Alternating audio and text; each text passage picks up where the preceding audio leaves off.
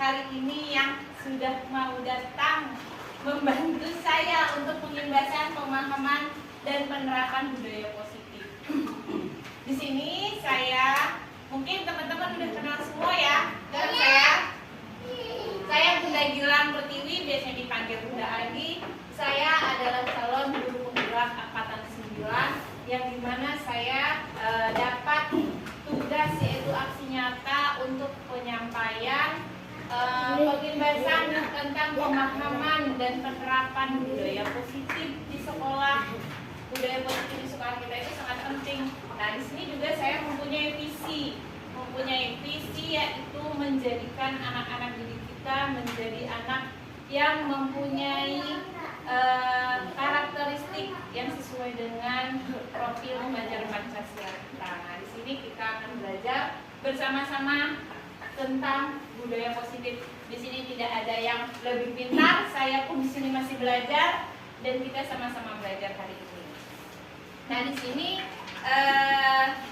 ada materi, ada beberapa materi, tetapi sebelum bermateri saya mau ice breaking biar gak ngantuk. Oke, ice breaking bisa berdiri nggak teman-teman? Bisa, tapi tidur. Malu nanti.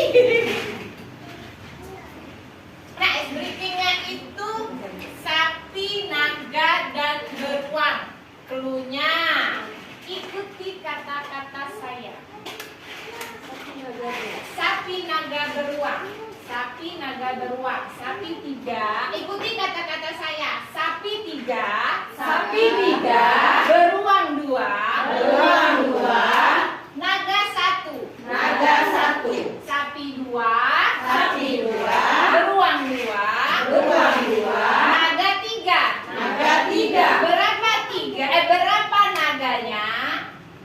Naganya 2. Salah. Berapa naganya? 3. Salah. Berapa naganya? Salah. Berapa naganya? Berapa naganya? Berapa naganya? Oke. Semuanya tadi ikuti kata-kata saya. Oke, terima kasih teman-teman. Kita lanjut ya.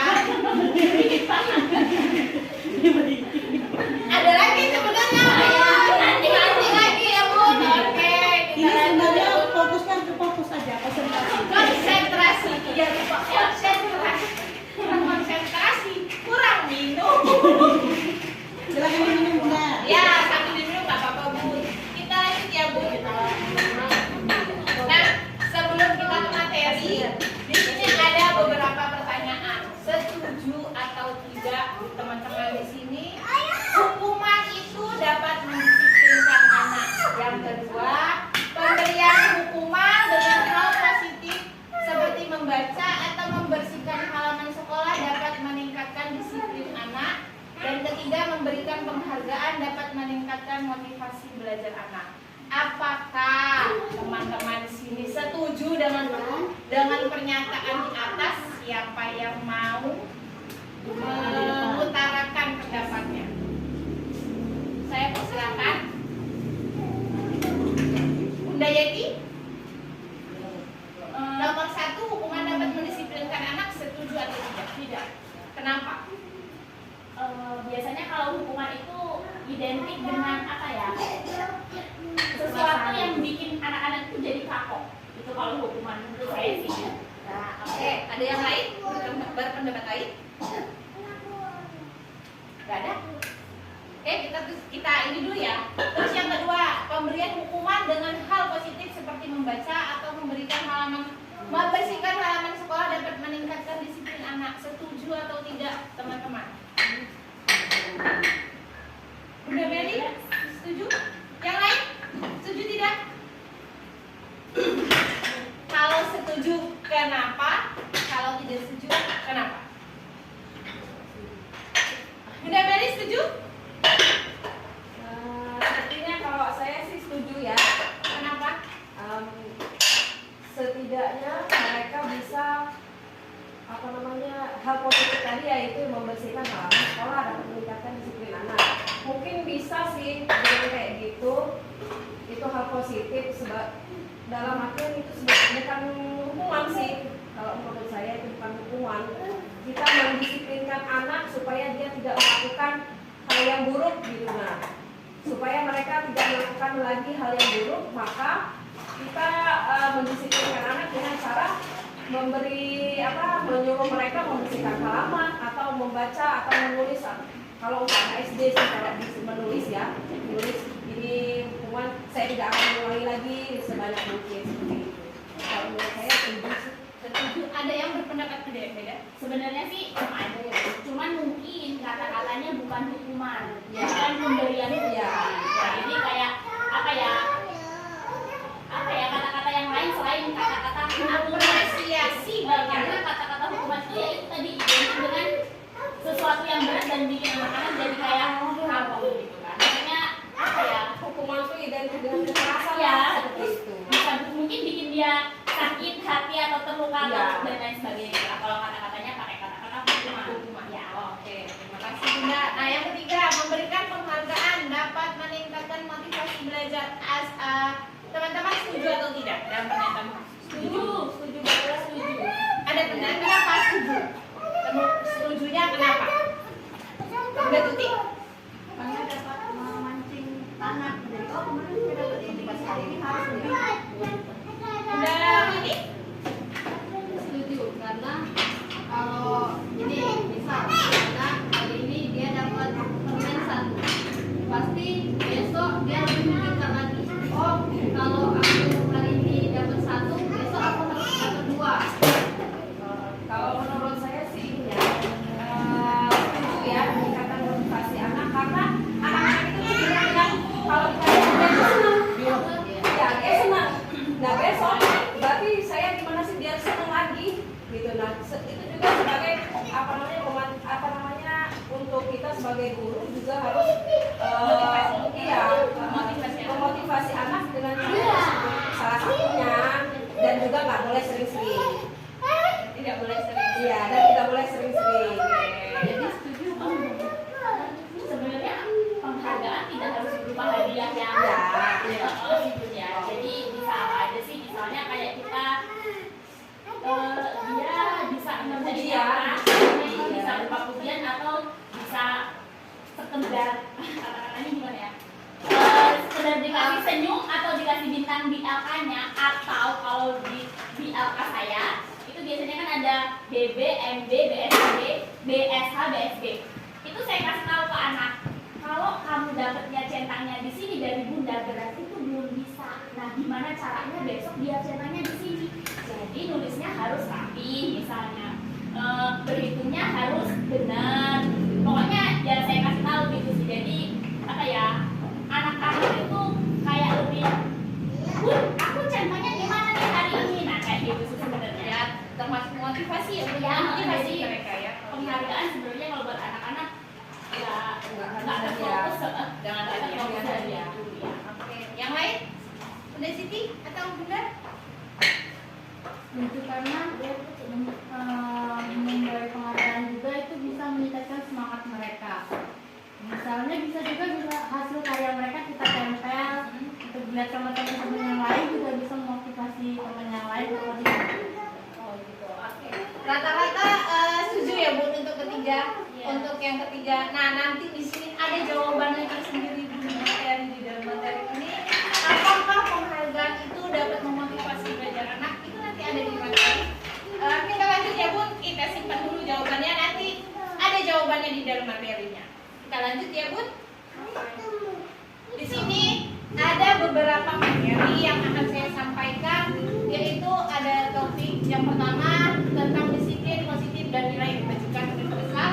Yang kedua, teori motivasi, hukuman, penghargaan, dan restitusi. Yang keempat, keyakinan kelas. Yang kelima, kebutuhan dasar manusia dan dunia yang berkualitas. Yang kelima, posisi kontrol, dan yang keenam, restitusi.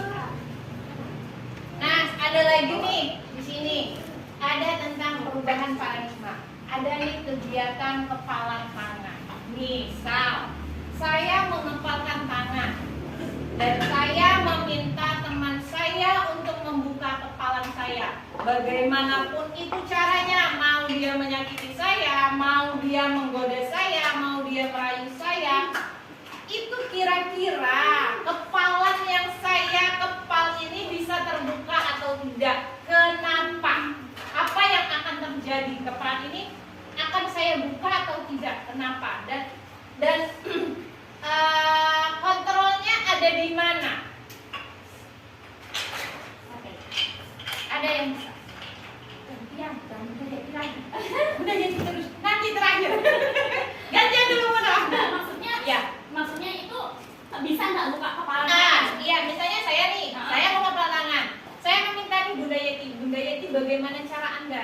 Bagaimana Bunda Yeti ini membuka kepala saya? Baik itu dia mau kekerasan sama saya, mau dia merayu, bisa tidak kira-kira kepala ini dibuka?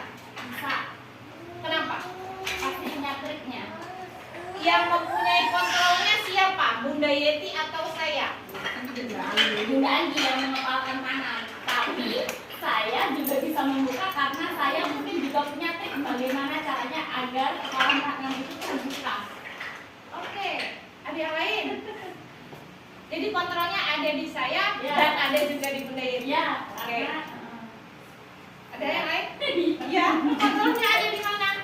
di demo. Ada di Bunda Anggi. Bunda Yeti. Oke, kita lanjut. Nanti ada juga materinya. Ini Bun Bunda. Jawabannya ada semua nanti Bun. Langsung jawabannya aja. Dan nanti nggak bisa. Oke lah. Kepalan tangan ini benar. Kepalan ini kontrolnya ada di saya. Kenapa ada di saya? Karena saya mau gimana pun Bunda Yeti menyakiti saya. Kalau karena saya tidak mau membuka kepalan ini, saya tidak akan buka. Begitu juga kita dengan anak-anak. Sebenarnya kontrol itu bukan ada di guru, tapi ada di jiwa anak-anak itu sendiri.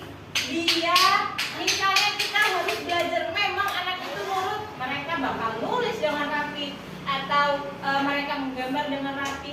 Tapi ada yang ditakuti dengan anak-anak. Apa yang ditakuti? Sama dengan saya bisa membuka. Karena tadi saya takut nanti tangan saya luka dari Bunda Yeti. Kalau Bunda Yeti main kekerasan sama saya, tangan saya luka, ya lebih baik saya membuka. Begitu juga dengan anak-anak. Jadi anak-anak itu walaupun kita kontrol, tetap kontrol utamanya ada di diri mereka sebenarnya. Nah, itu kontrol itu apa namanya? Anak-anak itu takut mungkin kan? Kalau misalnya dia kita suruh tulisannya tidak selesai, apa takut dimarahin? Ya sudah, ya anaknya nulis dengan rapi. Kita lanjut ya Bun. Nah di sini ada Dr. Miriam Glaser dan kontrol teorinya yang di kemudian hari berkembang dengan dinamakan voice theory, meluruskan beberapa miskonsepsi tentang makna kontrol. Di sini ada ilusi guru mengontrol murid. Pada dasarnya kita dapat memaksa murid untuk berbuat sesuatu jikalau murid tersebut memilih untuk tidak melakukannya. Walaupun tampaknya guru sedang mengontrol perilaku murid. Nah, seperti yang tadi saya bilang, memang terlihat kita yang mengontrol, tapi ternyata kontrol itu ada di diri murid itu sendiri. Saat itu bentuk kontrol guru menjadi kebutuhan dasar yang dipilih murid tersebut. Teori kontrol menyatakan bahwa semua perilaku memiliki tujuan bahkan terhadap perilaku yang tidak disukai. Nah di sini ilusi bahwa semua penguatan positif efektif dan bermanfaat. Penguatan positif atau bujukan adalah bentuk-bentuk kontrol. Yang tadi kata Bunda Yeti, dia bisa membujuk saya untuk membukanya. Segala usaha untuk mempengaruhi murid agar mengulangi sesuatu perilaku tertentu. Kayak tadi kan, kita membujuk anak pinter atau gimana, pasti mereka mengulangi besoknya mengulangi lagi. Ada suatu usaha mengontrol murid tersebut. Dalam jangka waktu tertentu, kemungkinan murid tersebut akan menyadarinya dan mencoba untuk menolak bujukan kita, atau bisa jadi murid tersebut menjadi tergantung pada pendapat sang guru. Ilusi bahwa kritik dan membuat orang merasa bersalah dapat menguatkan karakter. Menggunakan kritik dan rasa bersalah untuk mengontrol murid menuju pada identitas yang gagal. Mereka belajar untuk merasa buruk tentang diri mereka. Mereka mengembangkan dialog dari yang negatif. Kadangkala sulit bagi guru untuk mengidentifikasi bahwa mereka sedang melakukan perilaku ini, karena seringkali guru cukup menggunakan suara yang halus untuk menyampaikan pesan yang negatif. Terus ilusi bahwa orang dewasa memiliki hak untuk memaksa. Banyak orang dewasa yang percaya bahwa mereka memiliki tanggung jawab untuk membuat murid-murid berbuat hal tertentu. Apapun yang dilakukan dengan dapat diterima selama ada sebuah kemajuan berdasarkan sebuah pengukuran kinerja. Pada saat itu pula orang dewasa akan menyadari bahwa perilaku memaksa tidak akan efektif untuk jangka waktu yang panjang dan sebuah hubungan permusuhan akan terbentuk. Dengan pemaksaan yang kita lakukan sebenarnya pada anak-anak itu efeknya sangat buruk. Mereka akan tergantung sama kita sebenarnya. Lanjut ya Bun. Nah di sini tadi perubahan paradigma, stimulus respon dan teori kontrol. Siapa sesungguhnya yang memiliki kontrol? Nah yang tadi stimulus respon dari kontrol tadi, kita mencoba mengubah orang agar berpandangan sama dengan kita. Kita mengubah anak agar sama pandangannya bahwa yang kita lakukan atau yang kita ajarkan sama mereka itu benar. Tapi padahal dengan teori kontrolnya kita berusaha memahami pandangan orang lain tentang dunia. Ini perilaku buruk terlihat sebagai suatu kesalahan. Dari teori kontrolnya, semua perilaku memiliki tujuan sebenarnya. Orang lain bisa mengontrol saya, tetapi teori kontrolnya hanya saya atau Anda yang bisa mengontrol diri Anda sendiri, bukan orang lain. Terus saya bisa mengontrol orang lain, padahal sebenarnya kita tidak dapat mengontrol orang lain. Yang dapat mengontrolnya adalah diri mereka sendiri. Terus memaksa ada pada saat bujukan yang gagal. Teori kontrolnya kolaborasi dan konsensus menciptakan pilihan baru. Sebagai pilihan sebenarnya kita dapat memberikan pilihan kepada anak. Terus model berpikir menang atau kalah. Teorinya seharusnya model berpikirnya menang-menang. Anak itu harus ada juara semua, tidak ada yang kalah. Nah, di sini kita masuk ke topik yang pertama, yaitu disiplin positif dan nilai kebajikan yang universal. Nah, di sini apa makna disiplin? Sebenarnya nanti deh, saya mau tanya dulu, apa sih itu disiplin? Apa menurut teman-teman disiplin itu apa sih? Disiplin itu mentaati peraturan yang ada. Mentaati peraturan yang ada. Ada lain? Bunda Meli? Melia? Salah. Nah, Melia?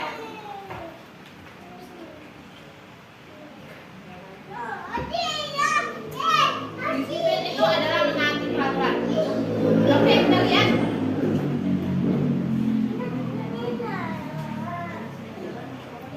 Nih, apakah makna disiplin? Disiplin itu berasal dari bahasa Latin, yaitu disiplina, yang artinya belajar. Makna asal dari kata ini berkonotasi dengan disiplin diri dari murid-murid Sokrates atau amat ya. Namun dalam budaya kita makna kata disiplin telah berubah menjadi seperti kata Bunda Yeti, sesuatu yang dilakukan seorang pada orang lain untuk mendapatkan kepatuhan atau kedisiplinan.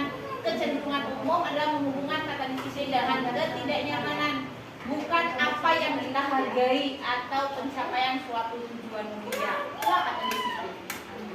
Nah,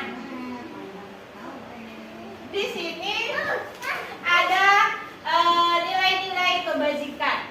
Kalau kata Dr. William Glasser, teorinya mengatakan bahwa setiap perbuatan itu memiliki tujuan.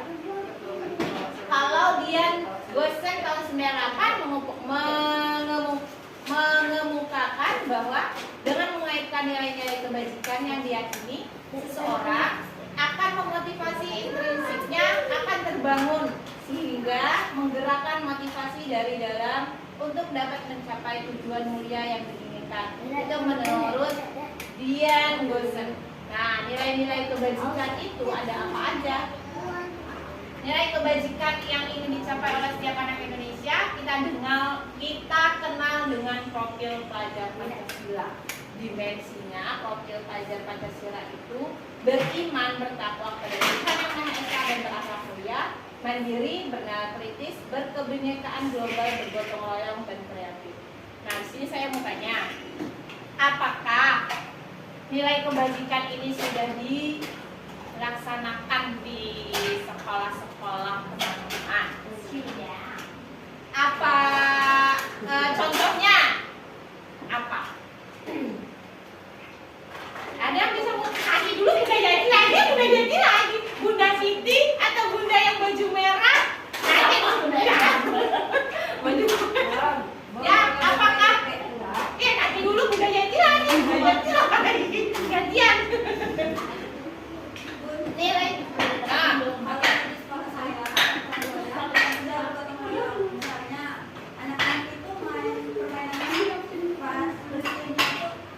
Bareng-bareng. Oh gitu. Kalau yang beriman dan bertakwa udah dilaksanakan dengan setiap hari Jumat kami membaca Al-Quran. oh, apakah cuma hari Jumat? Tidak, setiap hari kita doa. Kirain cuma Jumatnya khusus untuk agama. Oke, kalau untuk kemandirian Mandiri juga sama kayak makannya makan sendiri. oke, kalau yang bernalar kritis. Bernalar kritis ini dia tidak membedakan antara suku, bangsa, suku, ciri-ciri anak-anak. Ya, Keren. Oh, gitu. Oke. Kreatif berkebinekaan global. Berkebinekaan global. Berkebinekaan global itu misalnya ya kita lihat cinta tanah air, apa yang dilaksanakan upacara merah. Ya, upacara merah. Dulu belum. Ini upacara ya? Oke, terima kasih Bunda Siti. Udah Yeti? Ya. Kan nilai-nilai kebajikan yang dicapai Badan yang poin ke 1, 2, 3 bernalar kritis. Ya kan? Nah, anak TK itu kan biasanya kalau nggak dikasih kalimat pemantik terlebih dahulu dia tidak bernalar kritis. Jadi dia harus kayak dipancing dulu. Gimana caranya kalau buat anak-anak itu tanpa harus ada kalimat pemantik tapi dia bisa bernalar kritis. Oke, dengan bernalar kritis itu sebenarnya harus dengan kalimat pemantik ya. Sebenarnya bisa Bun, karena kalimat pemantik. Kita tontonin aja video misalnya. Nah nanti adalah anak-anak itu video apa ya? Misalnya jangan usah video lah, bernalar kritis kita ajak ke mana sih keluar ke yang banyak tanaman ya. Kita ajak ke tanaman. Pasti kalau dia melihat tanaman yang belum pernah dia lihat, dia pasti bertanya atau bagian pohon yang belum pernah dia ketahui. Oke, apakah bernalar kritis itu hanya pada pertanyaan, Bunda ini apa Bun?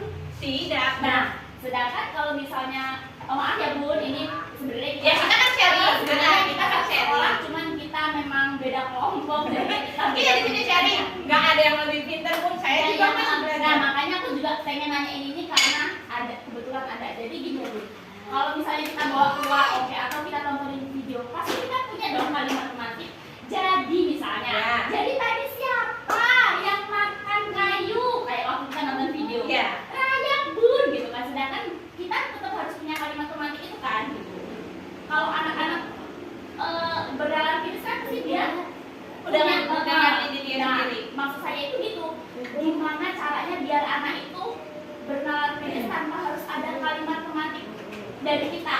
Satu, yang keduanya, apakah bernalar kritis itu hanya sekedar dengan anak-anak Bertanya. Bun, jadi ini apa Bun? Jadi ya kayak gitu. Pertanyaan. Heeh. Teman-teman, ada yang mau memberikan pendapat terlebih dahulu sebelum saya? Bunda Melia, Bunda Siti, Bunda Siti, Bunda Tuti, Bunda Yati atau Bunda yang aduh Bunda Bunda Meli, Bunda Meli sama. Bunda Meli juga itu Meli ya, itu Meli Nomor ya. oke. Nah,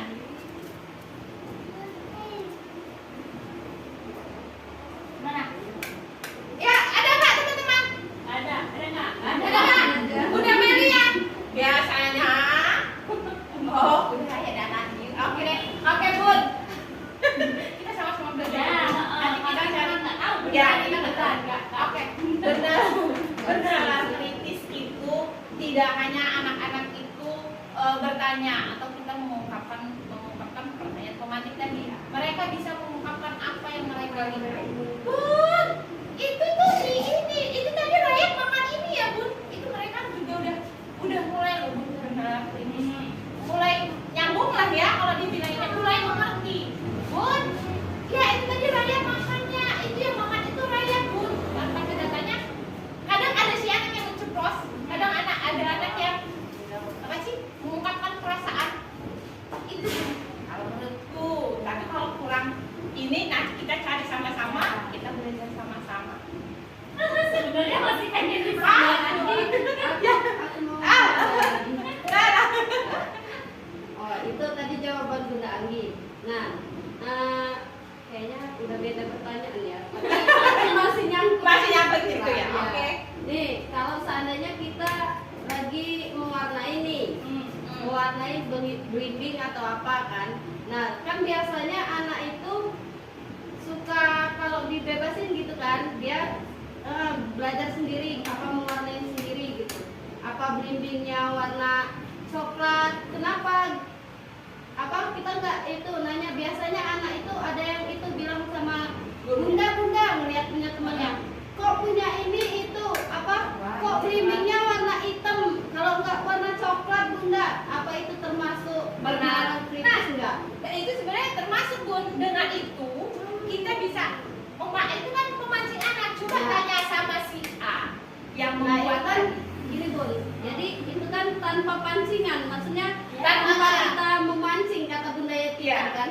Nah itu berarti udah termasuk Benar bernama kritis kan, tanpa kita memancing. Jadi dia melihat dengan cara dia melihat punya temennya, loh belimbingku warna kuning loh, udah masak gitu. Kok punya kamu warna ini? Iya, apa belimbingnya udah busuk katanya kayak gitu. Itu udah itu Bun. Tapi Bunda dari awal apa sudah menjelaskan bahwa belimbing itu harus warna kuning? Biasanya kalau ini ditanya dulu. Nah, anak-anak kita hari ini karena mewarnai belimbing ya. Nah, belimbing itu warna apa sih biasanya? Pasti mereka jawab ya. Jawab kayak, oh ada warna hijau bunda, ada yang warna kuning bunda. Oke, ini kayaknya aku senjata makan tuh. Jadi gini ya Bun. Iya. Jadi setelah dia dijelaskan, anak itu kan baru ngekam kalau wah taruhnya nanti kan sih pada semua anak kamu tahu. Baru nggak kalau belimbing itu ternyata warna kuning atau hijau dan lain-lain ya. Terus tadi kan ada yang warna hitam nih. Berarti kan dia tetap dapat pemantik dari kita gitu kan?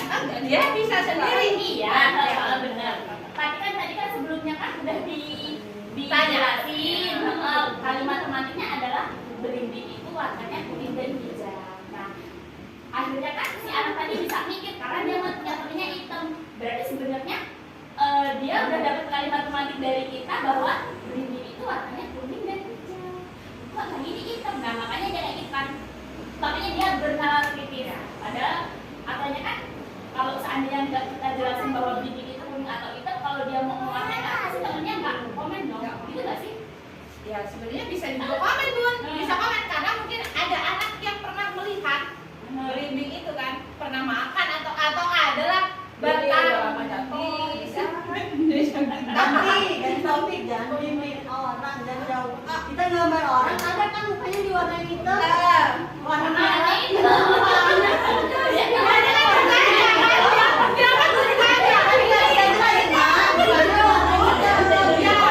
Jadi kan dia juga udah bisa dari gambaran tadi juga tanpa pakai pancing, mereka juga bisa kan mengeluarkan kata dari situ Bun. Oke Bun, lanjut. Kalau kurang puas kita cari sama-sama. Saya sih kalau kita penjelasan pertama sih bukan Pemantik Bu. Kalau kita penjelasan pertama-tama gitu, apa namanya, kayak berarti apa perkenalan gitu, itu bisa dibilang pemantik juga ya. Iya, Pemancing. Ya, Atau kita karena pemancing. ya karena anak-anak nggak tahu kalau misalnya kalau kayak anak SD takut aja Ya. baca buku dia Baca bisa. buku, buka halaman sekian. Gitu. Terus Bunda bisa nggak bernalar kritis itu dengan tindakan? Hah? Gimana? Dengan syarat tindakan.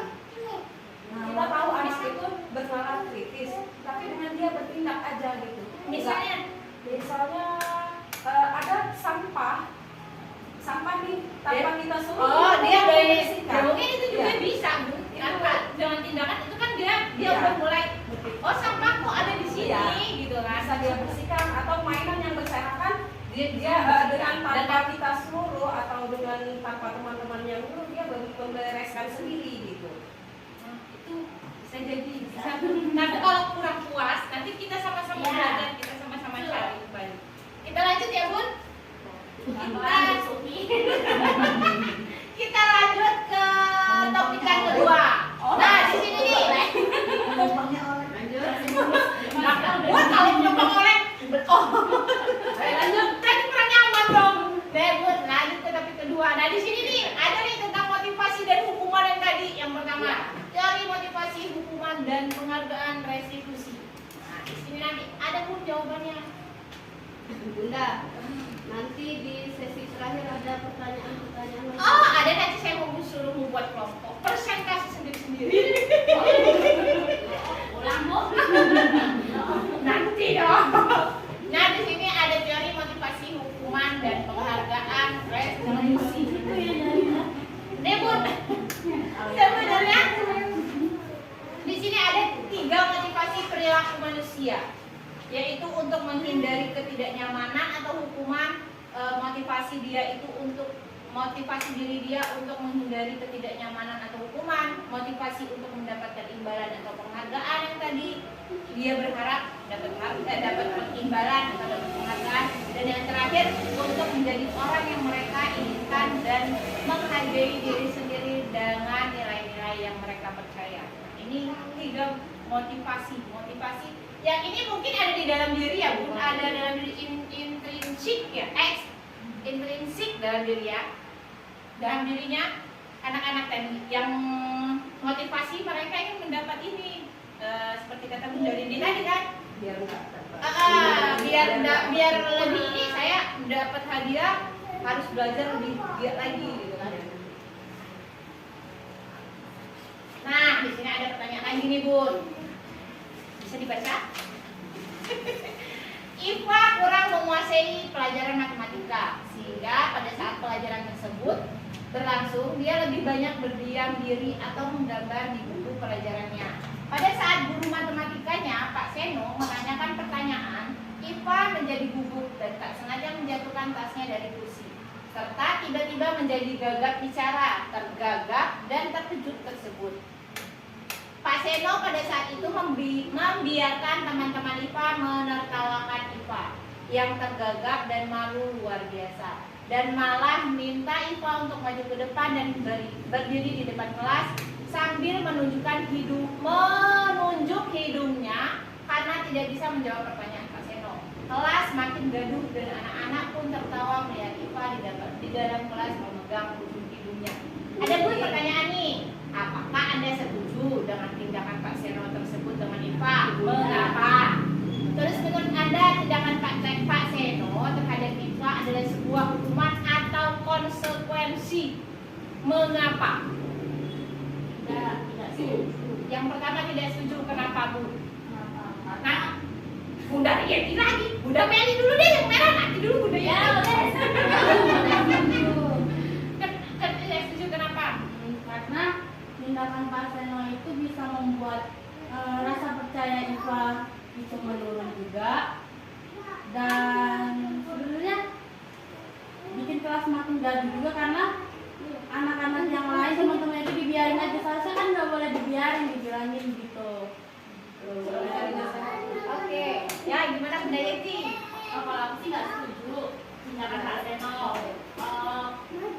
Apa ya? Karena termasuk bullying nggak sih? Iya, Karena kan pasti anak-anak Ya. nggak bisa, gitu kan, pasti kan anak-anak kayak gitu. Jadi nggak setuju sih. Mengapa?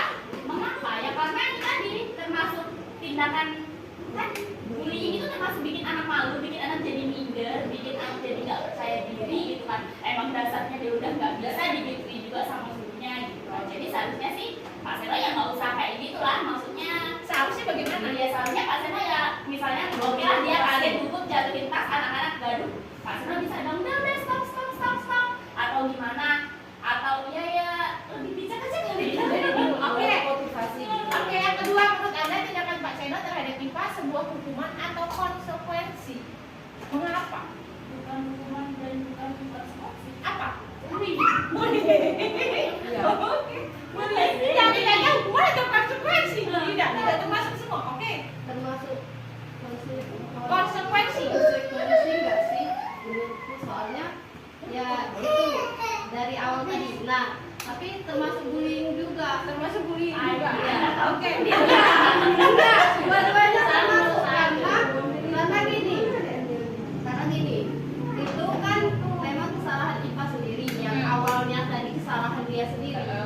Nah, dan karena IPA tidak mendapati pembelaan dari gurunya juga, jadi kayak bapaknya jadi ikut-ikutan nggak sih? Bapaknya yang diri enggak, maksudnya ya betul kata Bunda Yati tadi, harusnya sikap Bapak Pak Seno tadi nggak kayak gitu. Harusnya dia menengahi sebagai guru, dia harus menengahi. bijaksana.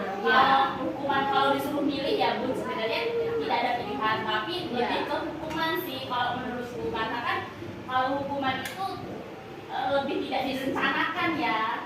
Jadi pas nggak siap, maksudnya memang kalau konsekuensi kan ada. Nanti kalau sebab akibat lah ya, kalau kamu gini jadinya gini, kamu kalau misalnya ngelakuin ini kamu jadinya apa akibatnya begini. Cuman kan kalau hukuman itu kan kayak tiba-tiba. Jadi kalau disuruh milih antara hukuman atau konsekuensi, itu hukuman. Cuman tapi seharusnya Pak Seno juga nggak sebegitunya dong, karena kan ini kan apa ya, tadi sih menanyakan pertanyaannya pada IPA.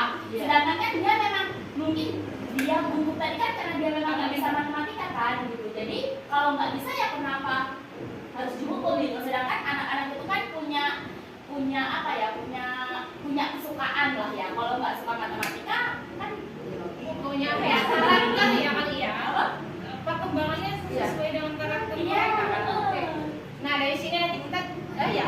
Oke. Kalau menurut saya itu konsekuensi. Kenapa? Karena kan pas pelajaran itu sampai dia.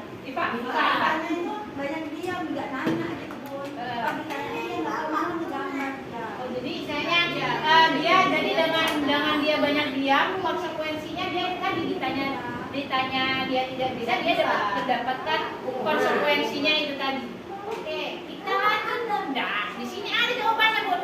Kita lanjut. Jawabannya Anda sendiri nanti. Nah, coba. Nih, Bun. Ada nih. Coba Bunda isi. Ada sih. Yang pertama, mencatat antara hukuman atau konsekuensi ya, Bu. Nanti benar atau tidak pengertian hukuman dan konsekuensi.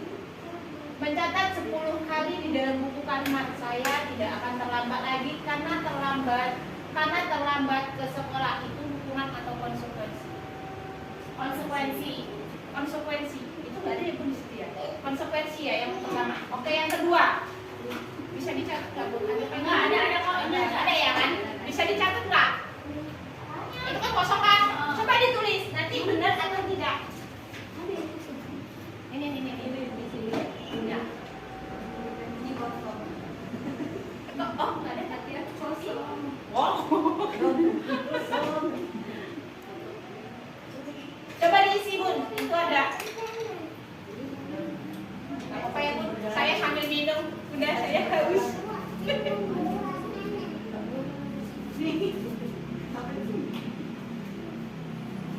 Dulu, Bun. ini main konsekuensi atau hukuman? Nanti. Nah, makanya kita cari tahu dulu ini benar atau tidak. Konsekuensi itu apa, hukuman itu apa. Nah,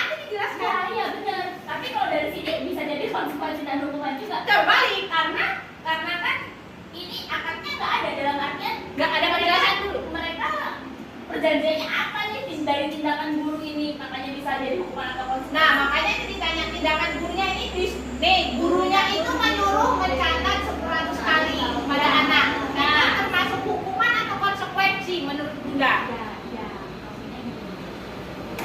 Konsekuensi itu kan kalau tadi ada sebab akibat kan. Kalau kamu nakal, kamu harusnya Ini akibatnya karena terlambat ke sekolah.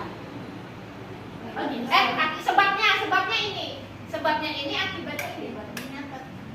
Iya, saya salah. Iya, ini sebabnya. Ini sebabnya ya. Ini akibatnya. Nah, nggak tahu juga. Coba dulu diisi nanti kita cari jawabannya. Sudah ada langsung dibuka. Ya makanya, Bun, kira-kira hukuman atau konsekuensi yang pertama? Konsekuensi yang kedua. Sebabnya saya tidak terlambat. Iya kan kalau hukuman kan dia dadakan nih. Misal hukuman kan misalnya nakalin temen, hukumannya nggak tahu maksudnya. Ya, pokoknya isi dulu. Nanti kita cari. Kayaknya ini bukan sebab dan hukuman, bukan sih? Apa? Atau hukuman bukan sih? Maksudnya? Jadi maksudnya apa? Kalau bukan hukuman atau Ya, aku tuh maksud Dari sini ya Bun ya. Apa itu konsekuensi? Konsekuensi sudah terencana atau sudah disepakati. Nah, kalau hukuman bersifat tidak terencana atau tiba-tiba. Oke. Nah, sekarang dari tindakan guru ini, kalau dia misalnya udah disepakati sama anak-anak kalau kamu terlambat harus nulis ini, ya berarti konsekuensi dong. Ya. Konsekuensi itu hasilnya nggak sih?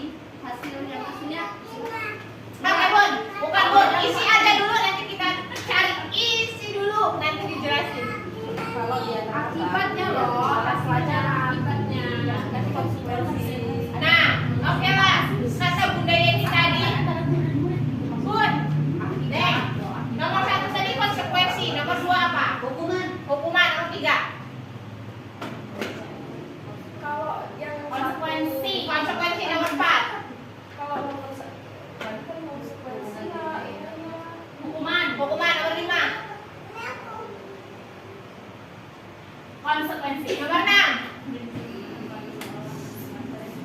Konsekuensi. Nomor 10. Nomor 10. Nanti dia mulai nomor 7. Konsekuensi. Konsekuensi kita lihat jawabannya. Tuh. Itu jawabannya. Hukuman, konsekuensi. Nah, berarti yang pertama benar dong, kayak yang aku maksud menjadi kayak gini loh, Bun, kayak dia tuh nggak ada perjanjian awal sama gurunya. Pinter. Nah, Pinter udah kayak anak TK. nah itu tadi yang Ya. aku maksud. Kenapa Benar. aku bisa bilang kayak gitu? Karena aku juga nggak tahu mereka akadnya apa di sekolah. Hebat, tepuk tangan buat Bunda Yesi.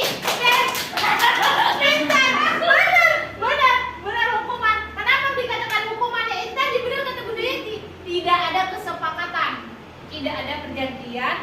Kalau konsekuensi kan sebelum itu kan kita perjanjian. Kalau ada peraturan lah, peraturan sekolah. Peraturan sekolah. Nih kayak gini, menggantikan kertas tugas teman yang telah dicoret-coret. Dia konsekuensinya kenapa? Ya karena dia mencoret-coret ya dia harus menggantikan kertas temannya. Benar? Hebat. Nah, maksudnya gitu, Bun. Maksudnya kan ya karena ini kan cuma sekedar tulisan ya, jadi kan nggak ngerti kesepakatan antara. Nah, nanti ada Bun kesepakatannya kelasnya nanti ada. Di sini Bun. Jadi mencatat 100 kali itu adalah termasuk hukuman. Kenapa termasuk hukuman? Itu tadi kata Bunda Yeti. Sebelumnya tidak ada kesepakatan antara guru dan murid. Guru langsung aja nih tiba-tiba. Kamu harus mencatat ini. Dia tidak ada. Terus lari mengelilingi lapangan basket 2 kali karena terlambat hadir di sekolah. Dia mendapatkan hukuman bukan konsekuensinya. Masa cuma gara-gara terlambat harus lari kan di lapangan menggantikan kertas ya karena dia konsekuensi ya karena dia yang telah merusak. Bisa dimengerti ya? Nah, di sini nih tadi nih apa itu hukuman? Hukuman itu tidak berencana atau tiba-tiba. Anak atau murid tidak tahu apa yang akan terjadi dan tidak dilibatkan. Hukuman bersifat satu arah dari pihak guru yang memberikan dan murid hanya menerima suatu hukuman tanpa melalui suatu kesepakatan atau pengarahan dari pihak guru baik sebelum atau sesudahnya. Hukuman yang diberikan bisa berupa fisik maupun psikis. Murid atau anak disakiti oleh suatu perbuatan dan kata-kata. Itu hukuman. Nah, di sini konsekuensi. Konsekuensi itu sudah terencana atau sudah disepakati antara guru dan murid. Sudah disetujui antara guru dan murid.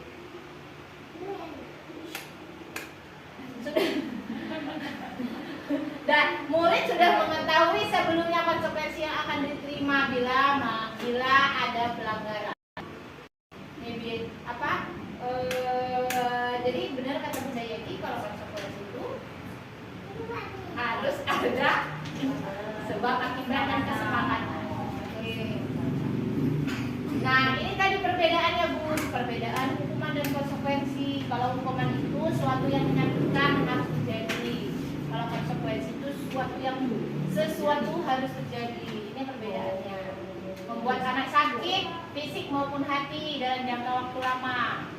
Dia akan sakit hati. Ini perbedaannya. Konsep diri yang dulu, konsep diri yang baik. Nih, hukuman konsekuensi restitusi. Ini Bun, restitusi. Restitusi adalah proses menciptakan kondisi baik bagi murid untuk memperbaiki kesalahan mereka sehingga mereka bisa kembali pada kelompok mereka dengan karakter yang lebih kuat menurut dosen. Restitusi juga merupakan proses kolaborasi yang mengajarkan murid untuk mencari solusi untuk masalah mereka dan membantu murid berpikir tentang orang seperti apa yang mereka inginkan dan bagaimana harus memperlakukan orang lain. Nah, kalau hukuman tadi memberikan anak sakit hati, konsekuensi juga dalam kesepakatan. Kalau restitusi ini kita menengahi.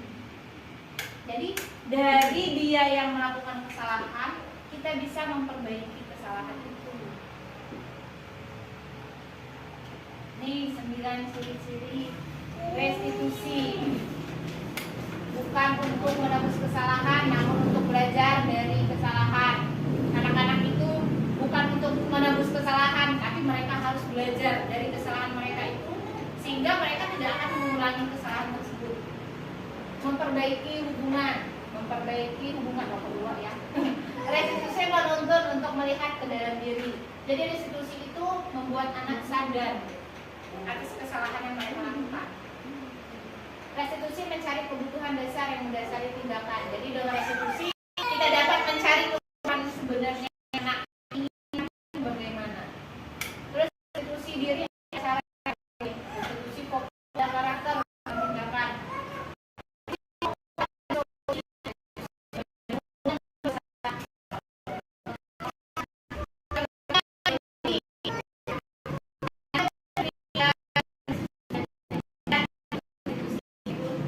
Nah, di sini ada keyakinan kelas. Sebelum materi, apakah bunda-bunda sudah melakukan keyakinan kelas dengan anak-anaknya? Sudah melakukan keyakinan kelas dan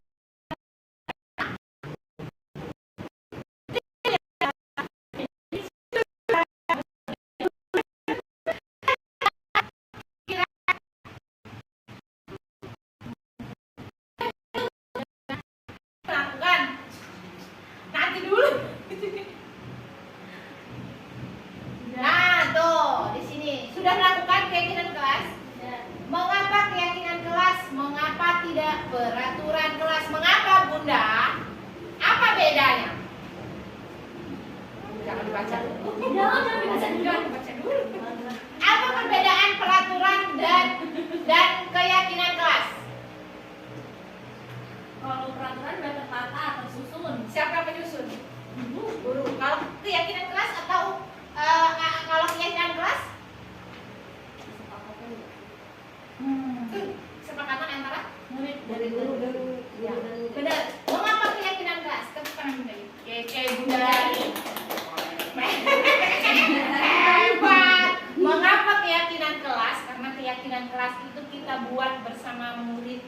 Bukan cuma kita yang buat. Kalau kita yang buat, kadang kan anak protes sih. Peraturan bener kan? Bener ya Bunda ini ya? Banyak kebanyakan kalau jangan begini. Oh anak-anak, Bunda ini, gitu kan? Tidak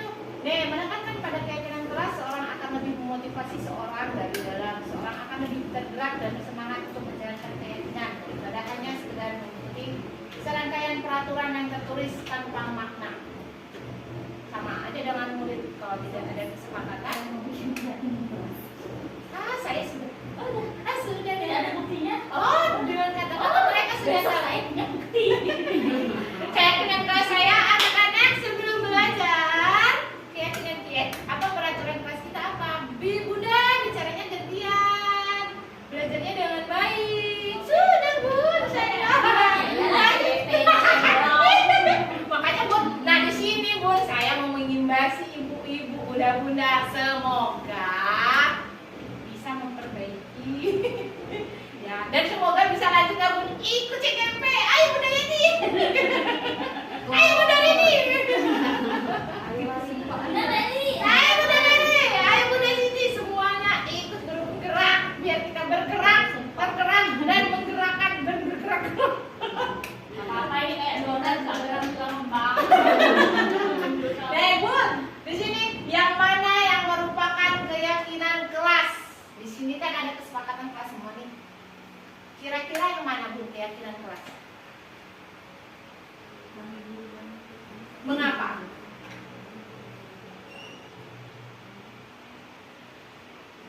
Maksudnya dari Sini nih, dari yang ini kan kesepakatan kelas semua nih Bun. Nah, dari kedua ini yang mana kira-kira yang hijau atau yang putih yang merupakan keyakinan kelas? yang hijau keyakinan. Yang hijau. Yang hijau Yang hijau. keyakinan. Yang Yang hijau, hijau keyakinan. ya hijau keyakinan. Heeh. Yang hijau kesepakatan nggak? Dia udah kenapa? Yang Yang putih. Yang putih keyakinan. Ya, Mengapa yang Bunda hijau Yeti? kesepakatan. Mengapa yang hijau kesepakatan? Karena Bunda ini. Bunda Yeti. Bunda salah. Salah. Bunda ini. Mengapa yang hijau kesepakatan? Keyakinan. Kenapa keyakinan? Karena itu dibuat Ayo, yang mana? Ayo. enggak itu keyakinan. Ini keyakinan. Ini kesepakatan. Ini kesepakatan. Mengapa ini keyakinan? Yang hijau keyakinan. Yang itu kesepakatan. Kenapa yang hijau keyakinan? Karena isi yang di dalam hijau itu ya di dalam kolom hijau itu Keyakinan kelas tadi. ya Kesepakatan antara guru dan anak. Karena dikerjakan guru dan murid. Kalau sedangkan yang putih itu dibuat sendiri. Dibuat sendiri Ya, oleh yakin. ada yang guru ada yang murid. Oke, yakin. kalau aku yang hijau keyakinan. Yang putih kesepakatan. Kenapa? Karena kalau yang hijau keyakinan, kalau di ini bisa nggak sih? Makanya katanya tuh perasaanku. Ayo, keyakinan. Enggak, sebenarnya aku sama ini sama, cuman beda alasan aja. Ya, alasannya. Alasannya kalau di kelompokku memang aku dan kelompokku membuat kesepakatan kalau datang gurunya saling tangan itu bilang assalamualaikum. Ya. Otomatis kayaknya sih, bukan otomatis sih, datang tempat aku mengucap salam itu dariku. Terus yang kedua menjaga kebersihan, bukan sekolah sih, menjaga kebersihan share pokoknya. Itu pokoknya kalau makan tidak boleh berantakan, itu udah sepakat. Kalau mau makannya berantakan jangan di meja, duduknya di karpet sebelah sana kayak gitu. Terus berdoa sebelum kegiatan memang ya pasti sepakat antara dan guru aktivitas pembelajaran. Ayo, ada yang lain? Ada yang lain? Meli. Gimana? Bikin pertanyaannya Bunda Meli? Bunda Meli? Bunda Yati? yang sudah masuk ke Kenapa ini keyakinan? Beda nih Bunda Yeti sama Bunda Rini, Bunda Meli. Yang ini ya dia keyakinan. Kenapa ya? tahu gitu aja.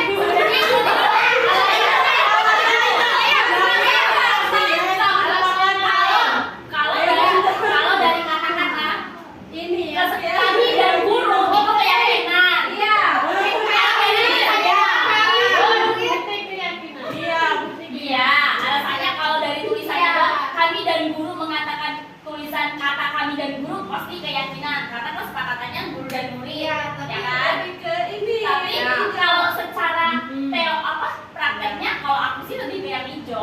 meskipun yang aktif dalam pembelajaran itu belum tentu, karena namanya anak TK bukan anak SD gitu Jadi aja. bukan yang putih. Kalau dari kata-katanya yang putih kayak apa?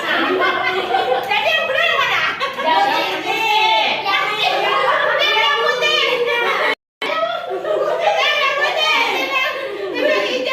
Enggak.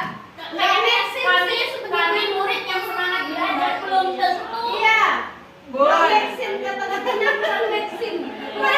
Oke, Bun. Nih ya, Bun. Kalau ini sebenarnya sudah peraturan ini. Orang pasti udah datang tepat waktu itu pasti udah sekolah kan. Iya. Sebelum anak-anak ada, pasti sudah ada di peraturan. Dan ini pasti sudah ada, tapi kalau saling menyayangi, semangat dan peduli itu kan bisa kita kesepakatan ke anak-anak. Kita anak-anak sama-sama saling menyayangi. Iya, kami murid yang semangat belajar. Baca lagi keyakinan. Nah, baca lagi, kita kembalikan lagi. Nah, keyakinan kelas itu apa? Menekankan pada keyakinan seorang akan lebih memotivasi seorang diri dari dalam diri. Punya makna gitu. Punya makna. Gimana keyakinan? Belum bisa diterima. Oke, seorang akan lebih tergerak dan bersemangat untuk menjalankan keyakinan daripada hanya sekedar mengikuti serangkaian peraturan tertulis dan tanpa makna. Murid-murid pun demikian, mereka belum mendengarkan dan memahami arti sesungguhnya tentang peraturan demikian.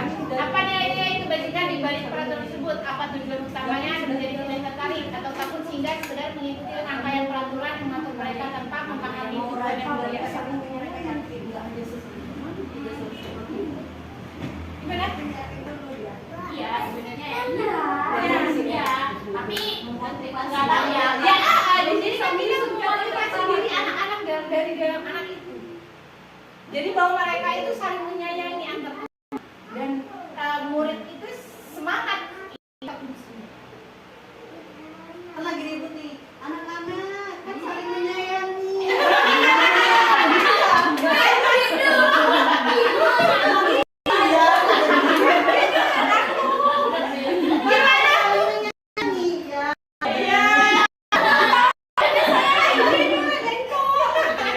Gimana, Bun? Lanjut. Ya. Lanjut aja lah.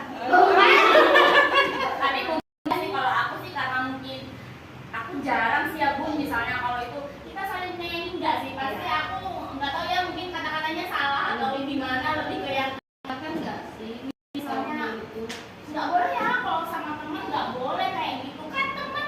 Nah, jadi itu kan jadi keyakinan. Jadi kayak misalnya sebenarnya dari bahasa kayak gini karena yang nggak jalani tadi jadinya ya itu jadi Nah, jadi mulai sekarang coba kita sama-sama membuat keyakinan keras. Oke? Oke, berdiri.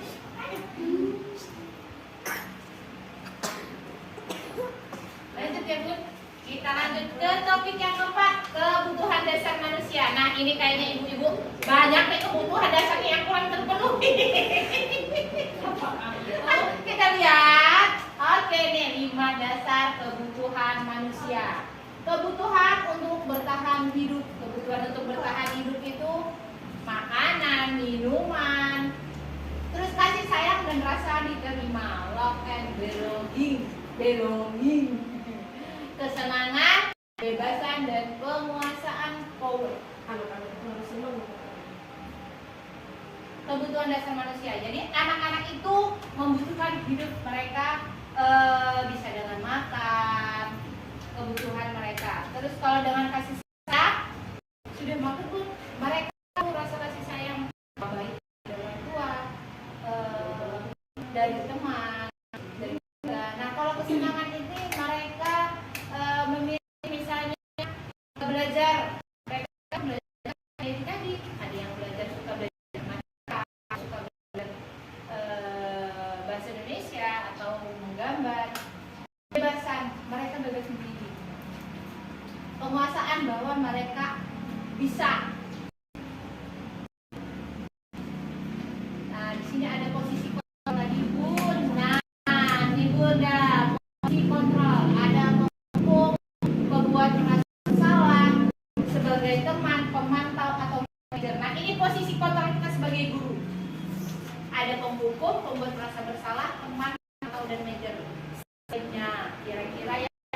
terbaik untuk kita? Teman. Teman?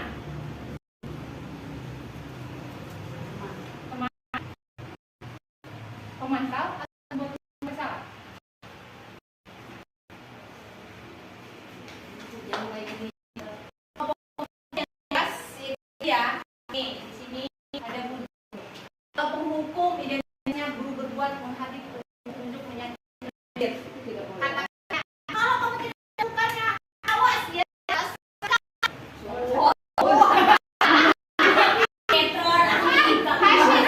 Suara yang keras. Hasil perbolongan dari kita penghukum itu menghasilkan anak yang memberontak, menyalahkan orang lain dan berbohong.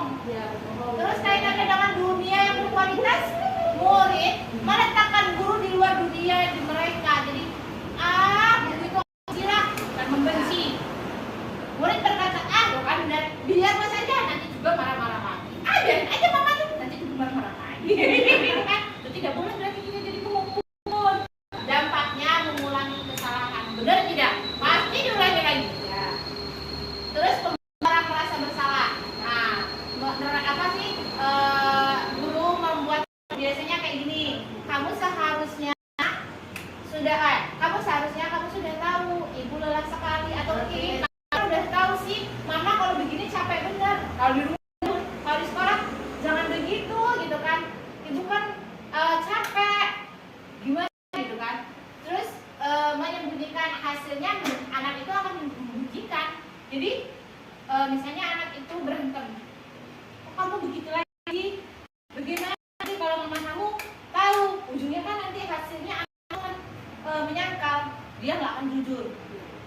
Terus kaitannya dengan dunia berkualitas, murid meletakkan guru di dalam dunia, meletakkan guru dalam dunia berkualitas. Murid berkata, pasti muridnya berkata, maafkan saya, atau anak kita pasti berkata, maaf ya ma, atau maaf ya bu, pasti begitu. Terus merasa rendah diri anak itu. Ya, nah kata tadi teman, posisinya sebagai teman, membuat alasan-alasan untuk muridnya. Misalnya berkata, ayolah lakukan demi ibu. Masa kamu tidak mau? Tidak pernah ingat ibu pernah melakukan apa? Kalau untuk anak SD ya, anak SD ya. Terus hasilnya ketergantungan, jadi dia mengandalkan, ibu itu pasti membela saya lagi, gitu kan? Ibu itu akan membela saya. Kesalahan saya gitu kan. Jadi dari mereka akan terhubungan sama kita.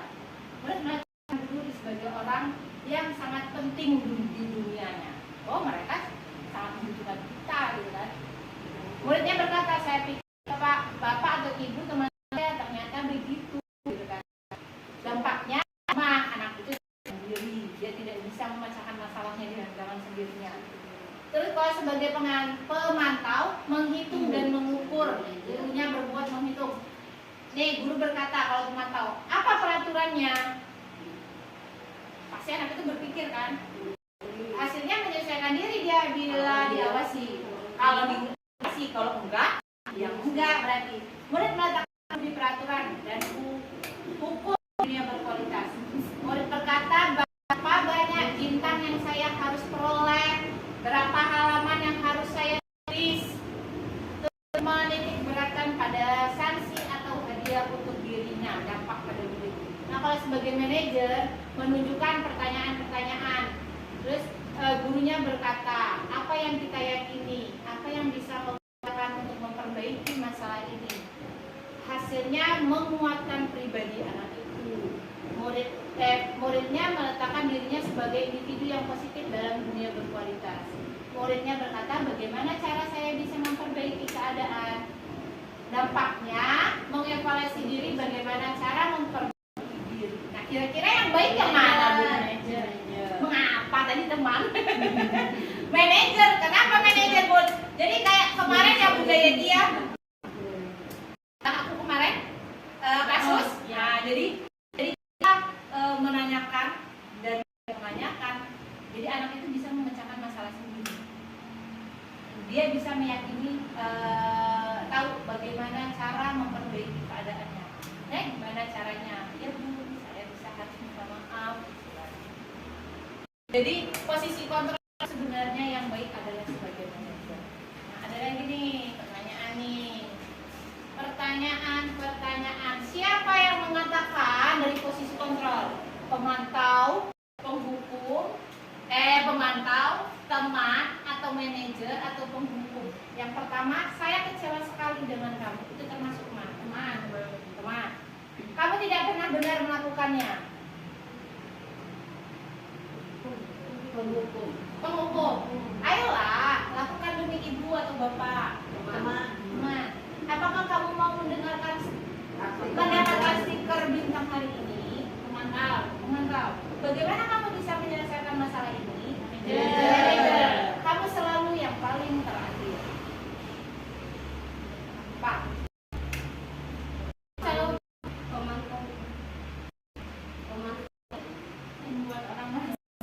membuat orang masalah. Iya. Oh iya. Kita lihat ternyata yang benar. Yang pertama, saya kecewa sekali dengan kamu. Kita tuh membuat anak misalnya, saya kecewa sekali. Dua ya? Itu mana? Oh iya teman. Membuat orang merasa bersalah, jadi anak itu merasa bersalah. Oh satu, salah ada. Tiga.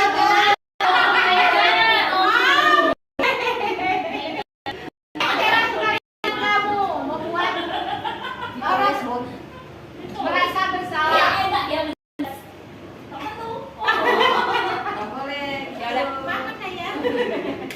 Kamu tidak benar melakukannya sebagai penghukum. Kalau dia gurunya sebagai penghukum, pasti ngomong, kamu tidak pernah benar melakukannya. Masalah kasar.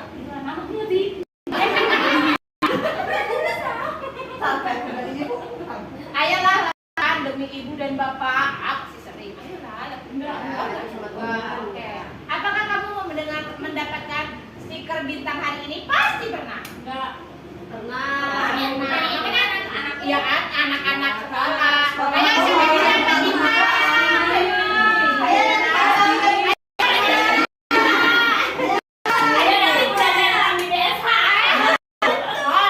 Itu sebagai pemantau tidak baik. Sebenarnya memotivasi anak. Jadi bagaimana kamu bisa menyelesaikan ini sebagai manajer? Diganti ya. Kamu selalu yang paling terakhir. Mulai dari menjudge, hukum. Kita lanjut. Ambil satu judge. Yang terakhir, nah ini tadi Bunda Duti tanya, apa itu restitusi? Segitiga restitusi adalah suatu proses dialog yang dijalankan oleh guru atau orang tua agar dapat menghasilkan murid yang mandiri dan bertanggung jawab. Nah, ini segitiga restitusi itu Bun, pertamanya yang dilakukan adalah menstabilkan identitas. Apa itu menstabilkan identitas? Kita mencari mengapa anak itu. Terus yang kedua, validasi tindakan yang salah. Kita mencari memvalidasi tindakan apa yang mereka lakukan. Yang ketiga, validasi tindakan yang pesawat. Yang ketiga itu menyatakan keyakinan. Salah ini Bun. Yang ketiga itu menyatakan keyakinan. Jadi yang terakhir dari segitiga restitusi itu menyatakan keyakinan, menanyakan keyakinan.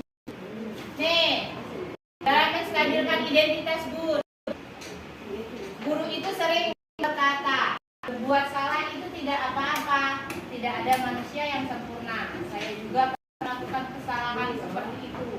Kita bisa menyelesaikan ini. Bapak atau ibu tidak tertarik mencari siapa yang salah, tapi bapak ibu ingin mencari solusi permasalahan ini.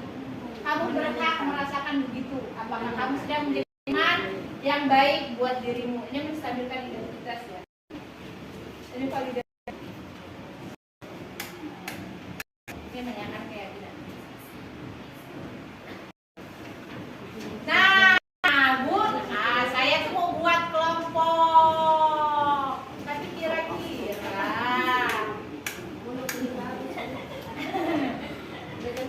bisa tidak? Tadi kan mau tanya. Oke lah. Ya, kita lanjutnya. Ini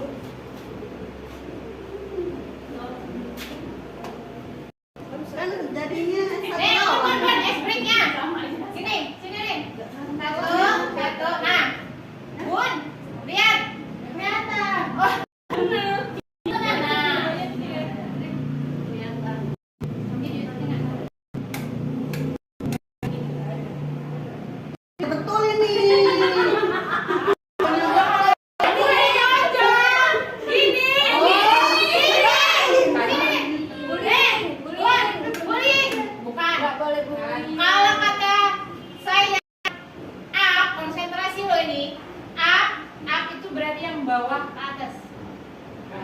Up, misalnya up, ya. Down ke bawah. Up. Kita konsentrasi. Siap? Konsentrasi. Up.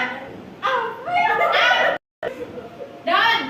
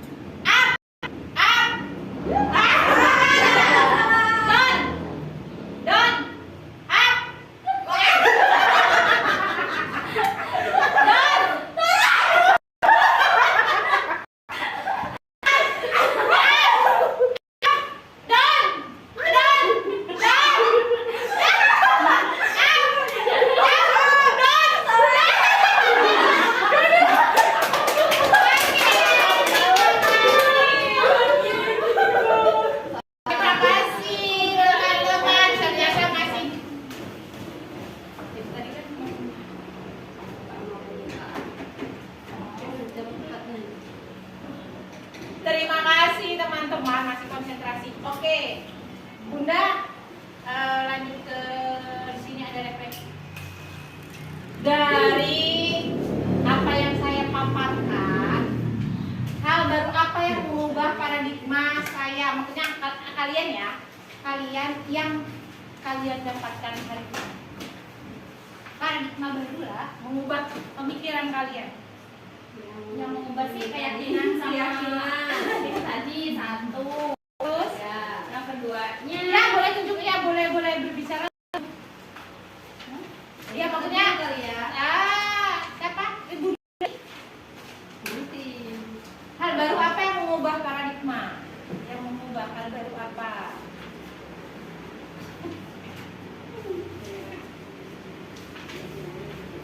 Hal baru apa yang mengubah paradigma saya? Saya sebenarnya Bu minta saya minta tulis sih Bu.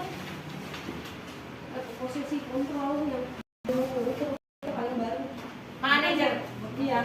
Manajer itu. Iya, kita baru tahu manajer tuh. Manajer itu sebenarnya begini Bu. Tahunya kita manajer tukang ngatur duit.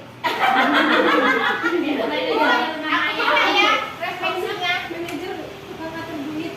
Ternyata manajer di dalam satu harus ada manajer.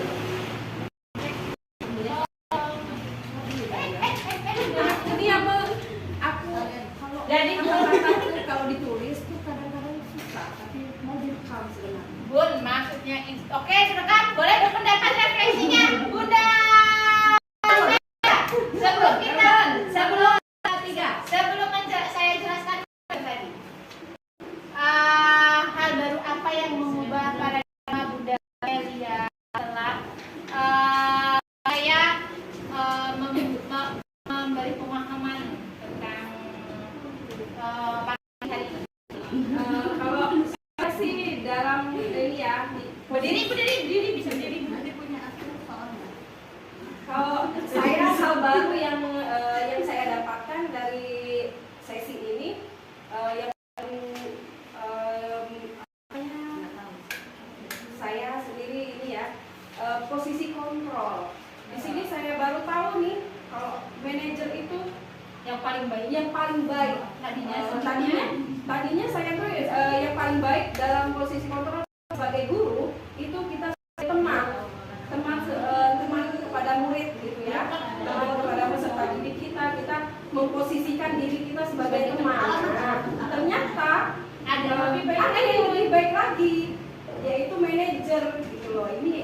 yang baru saya dapatkan dari CGP. Terima kasih.